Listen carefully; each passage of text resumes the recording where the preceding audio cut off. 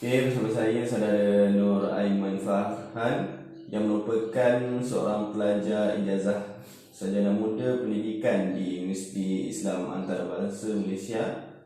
Okey, saya ingin menjalankan temu bual berkenaan dengan tempat anda belajar, iaitu memandangkan anda seorang mahasiswa di Universiti Islam Antarabangsa Malaysia.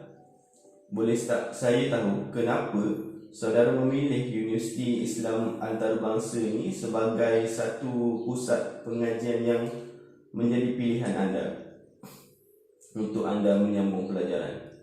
Okey, baik.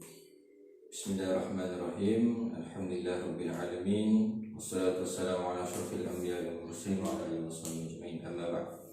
Baik, pada soalan yang ditanyakan oleh saudara, mengapa saya memilih Universiti Islam Antarabangsa Malaysia ini sebagai tempat pilihan saya untuk menyambung pelajaran, dan kerana kita sebahagian daripada para pelajar tahu bahawa setiap universiti ini mempunyai kelebihan dan perkara yang menarik dalam setiap universiti tadi. Jadi kita tahu bahawa Universiti Islam ni merupakan satu universiti antarabangsa yang mempunyai pelbagai daripada negara-negara lain, dan mempunyai budaya-budaya berbeza. Kita dapat melihat kepelbagaian budaya dan kewarganegaraan di sana. Kita dapat mengambil manfaat, dan di situ saya memilih untuk berada di sini, berada di sana, berada di universiti tersebut kerana cuba untuk beradaptasi dengan ataupun kita mengambil kelebihan yang wujud dalam universiti tersebut. Baik. Okey, sangat jelas ya pandangan saudara. Okey, bagi soalan yang seterusnya, adakah bidang yang saudara ceburi kini merupakan bidang yang saudara minati dan merupakan sesuatu yang saudara idam-idamkan ketika saudara di peringkat STPM? Okey. Apa yang saya ambil sekarang dalam kursus bahasa Arab ini, untuk sebagai makluman, ialah kerana saya memang menjadi tertarik dengan bahasa Arab ini sejak saya tingkatan 5, dan saya juga menyambung pelajaran dalam sijil STPM, Sijil Tinggi Pendidikan Malaysia, dalam bahasa Arab, dan bertujuan dan mengharapkan untuk dapat menyambung pelajaran ini dalam bahasa Arab juga, untuk kita lebih mendalami ilmu-ilmu bahasa Arab ini. Itu saja. Kiranya memang minat dari dulu lah ya. Okey, seterusnya, dalam konteks saudara sebagai seorang mahasiswa yang terkesan ekoran daripada pandemik COVID-19 ni, pelbagai norma-norma baharu diperkenalkan oleh kerajaan dan cara pembelajaran yang berbeza dengan cara lama. Jadi bagaimana anda beradaptasi dengan keadaan sekarang yang dikira agak mencabar dari segi fizikal dan mental? Soalan yang menarik. Kita tahu sekarang musim pandemik ini telah menyebabkan pelbagai pihak menjadi dalam satu perkara yang susah, perkara yang menyukarkan pelbagai pihak lah. Termasuklah para pelajar, tidak terkira pelajar mana, universiti, sekolah menengah, malah sekolah rendah sekalipun. Mereka semua tidak ada pilihan lain selain untuk beradaptasi, ataupun kita cuba untuk menetralkan perkara ini sebagai suatu perkara yang normal. Kalau tidak, kita tidak dapat nak melawan suatu keadaan. Kita tak dapat melawan suatu keadaan. Jadi apa yang boleh kita buat, cuba untuk mengikuti arus apa yang dibawa oleh orang atas yang disediakan untuk kita. Cubalah kita untuk beradaptasi. Mungkin saya tidak nafikan bahawa wujudnya pelbagai kesukaran, seperti mana saya sendiri dalam belajar secara online, belajar dalam talian jauh ini, kita dapat penukaran yang saya hadapi adalah yang pertamanya untuk mengenal antara kelas, alih-alih kelas yang baru dan untuk mengenal pensyarah-pensyarah, dan juga belajar secara online ini juga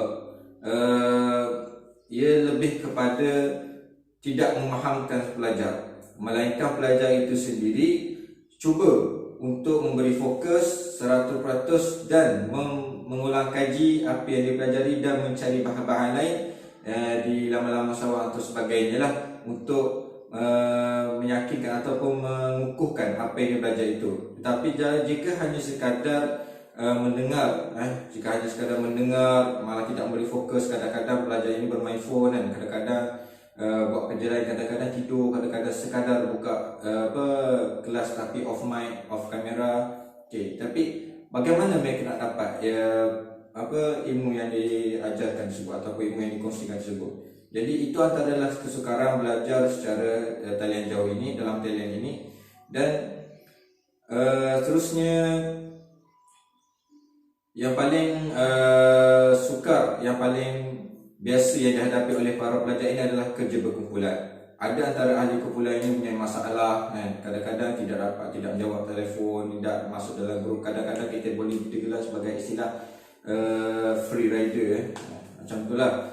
Jadi maknanya ia akan meningkatkan para pelajar lain untuk menyiapkan satu kerja. Jadi apa yang boleh kita buat, cuba untuk menanangi ataupun menyelesaikan masalah ini dengan kaedah kita sendiri. Kadang-kadang kita pada saat sekarang ini perlu kepada kreatif, minda kreatif untuk menyelesaikan satu perkara. Jadi insya-Allah apa-apa pun saya bersama kawan-kawan saya juga cuba untuk mengikut arus pendidikan pada tahun ini, insya-Allah. Yelah, musim sekarang ni memang kita kena beradaptasi dengan kekangan-kekangan yang ada, tapi kita tak ada pilihan. Jelas jawapan dia. Okey, jelas. Untuk soalan yang seterusnya, jika saudara diberikan pilihan sama ada ingin untuk terus belajar di rumah ataupun untuk kembali ke kampus, mana satu pilihan yang anda pilih? Okey, pada pandangan saya sendiri, pandangan pribadi saya sendiri, jika diberi pilihan antara berada di rumah ataupun berada di kampus, saya lebih memilih berada di kampus.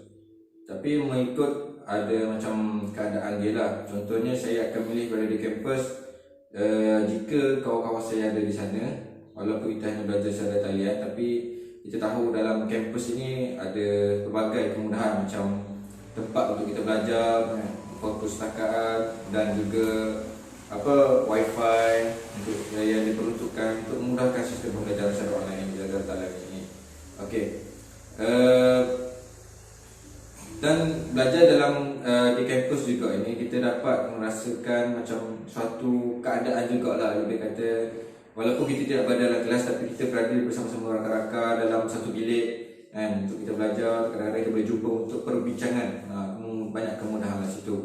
Tapi saya juga akan memilih berada di rumah jika tidak ada orang sana, macam jika tak ada daripada itu macam keadaan saya sekarang, perpustakaan tutup, kafe tutup, just sekadar hanya berada di dalam bilik semata-mata untuk sesi pembelajaran saya talian, mungkin saya tidak akan mengambil keputusan tersebut. Walaupun di rumah ini wujud beberapa cabaran, sebenarnya contohnya bising, kadang-kadang kita tak sempat, kadang-kadang kita dipanggil untuk buat kerja apa kan, kadang kita sendiri yang pergi merayap, pergi ke sana ke sini kan, untuk melepak apa semua kan. Di situ ada kesukaran juga daripada di rumah. Jadi itulah pada pandangan saya. Okeylah saudara, sebelum wujudnya wabak COVID-19 ni, saudara pernah belajar di kampus selama 1 semester dan merasai bagaimana kehidupan sebagai seorang mahasiswa di kampus. Boleh tak saudara kongsikan sedikit pengalaman atau kenangan yang saudara dapat daripada yang tak boleh saudara lupakan sepanjang 1 semester anda meneruskan pengajian di universiti. Okey. Cerita pasal kenangan. Okey, sebab untuk kebetulan saya berada di kampus dalam satu semester setengah, kan. Sebab saya dah sempat berada satu semester di sana, tapi untuk masuk ke kuliah saya sempat hanya separuh saja. Kemudian kita belajar PKP lah, 3 bulan cuti. Okey. Antara kenangan yang mungkin satu yang tak dapat saya lupakan, mungkin yang pertama bertemu. Yang pertamanya kita cuba untuk berkenalan.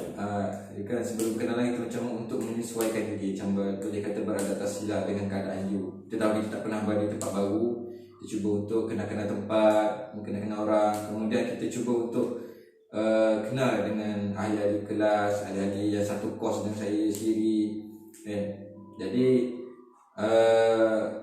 kita kenal ada orang yang jenis macam ni, ada orang macam ni. Tapi apa yang saya boleh ingat adalah bersama rakan-rakan sekelas yang boleh kata dalam satu kepala, kalau cakap istilah dalam satu kepala, kan, boleh masuk air, kan, buat kerja sama-sama, buat begini sama-sama. Itu adalah satu kenangan manis. Dan juga dapat menemui beberapa pensyarah yang kita rasa selesa. Kadang dia pun selesa dengan kita, kadang cuba memerlukan kita, dia cuba memerlukan dia. Macam sama-sama situ, macam orang berkata tercipta hubungan antara kasih sayang macam ibu apa dengan anak lah, macam tu lah. Itu macam kenangan manis lah. Saya cukup itu saja kenangan manis saya berceritakan. Okey, dekat itu pengalaman, memang betul lah, pengalaman kat mana-mana kita pergi tu berbeza, jumpa orang berbeza, pengalaman yang kita dapat pun berbeza. Apa yang kita boleh ambil, kebaikan lah yang kita boleh ambil kat situ. Segala pengalaman manis pahit itu merupakan asam garam kehidupan. Okeylah, setakat itu sahaja temu bual yang temu bual untuk hari ini, untuk sesi kali ini. Jadi terima kasih saudara untuk masa yang saudara berikan selama beberapa minit ni. Harap berjumpa lagi untuk di lain waktu. Terima kasih saudara.